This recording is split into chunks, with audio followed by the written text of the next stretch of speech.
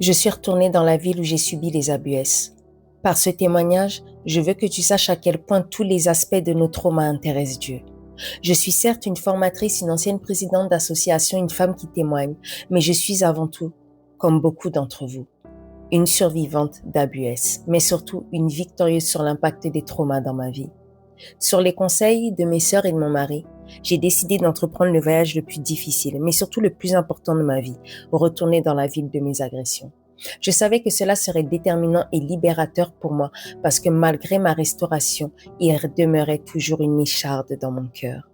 Dans le cadre des abus, on considère généralement la victime et l'agresseur, mais on oublie trop souvent l'impact dévastateur sur les familles. Beaucoup connaissent mon histoire, mais cet angle-là, je l'avais gardé pour moi car trop douloureux et non résolu à l'époque, et cela ne dépendait pas que de moi. Le trajet a été un véritable pèlerinage, parce qu'avant d'arriver à destination, j'ai dû d'abord traverser la ville de mon enfance, ce qui a ravivé des souvenirs. Le décès de ma mère survenu 4 mois après le procès. Elle est partie alors que j'avais tant à lui dire.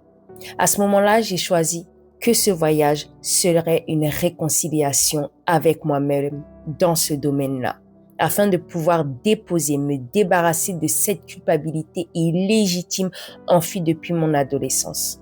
Pour ma mère, il était trop tard, mais pour ma tante, Dieu sait combien j'en avais besoin. Pour ceux qui ne connaissent pas mon histoire, j'ai été abusée par le mari de ma tante. Cette tante a été pour moi comme une deuxième mère. Elle m'a aimée d'un amour inconditionnel et me transmettait des passions qui vivent encore en moi jusqu'à aujourd'hui. Malheureusement, elle a aussi beaucoup souffert dans son mariage, dans une dépendance totale à son mari. Il fut son bourreau d'une autre manière, mais je n'en dirai pas plus. Au-delà des abus, ce qui m'a le plus meurtri, ça a été la rupture entre ma mère et ma tante, qui s'aimaient énormément, et le sentiment d'avoir été, bien que totalement innocente, la cause de leur souffrance à elles deux, qui furent mes repères maternels.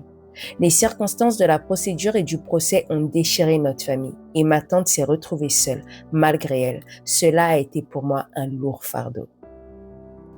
Le reste du trajet fut une véritable épreuve pour moi, car je pensais à toutes ces années de gâchis et de souffrances que nos familles respectives avaient pu traverser.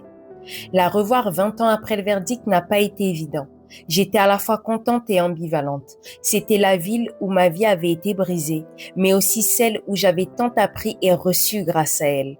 En route, puis sur place, j'ai décidé de prier, de proclamer des paroles de vie, mais surtout de restitution, car cette ville m'avait tant volé à travers mon agresseur. Nos retrouvailles fut un moment unique, plein d'amour et de partage. J'avais retrouvé une femme qui avait trouvé la foi, le pardon et la restauration. Je n'avais pas perdu son amour, ce qui était tellement précieux pour moi. Quand j'ai voulu aborder le sujet, elle m'a dit que cela n'était pas nécessaire de reparler de nos souffrances du passé, car elle n'avait rien contre moi dans son cœur et que Dieu nous avait restaurés. L'essentiel était de vivre notre amour et l'instant présent. J'ai accepté, car en réalité, Dieu savait ce dont nous avions véritablement besoin. Ce voyage m'a permis de comprendre le reste des blocages intérieurs qui étaient encore à l'intérieur de moi. Et il m'en a affranchi en arrachant cette écharde qui demeurait encore dans mon cœur.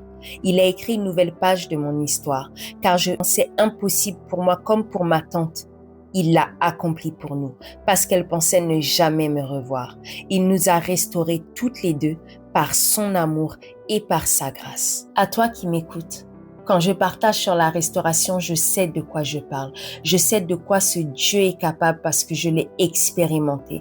Et non pas qu'à travers ma vie, mais également au travers des vies des victimes que j'ai accompagnées durant 6 ans à travers mon ancienne association. Le Saint-Esprit peut faire au-delà de ce que tu penses. Et si tu veux en savoir plus sur comment expérimenter cet évangile-là au niveau de tes traumas à ton tour, rejoins-moi les mardis à 21h sur mon live qui est intitulé Il restaure encore, où je partage les principes et le processus de la restauration, parce que s'il l'a fait pour moi, il pourra également le faire pour toi. C'était Mrs. K.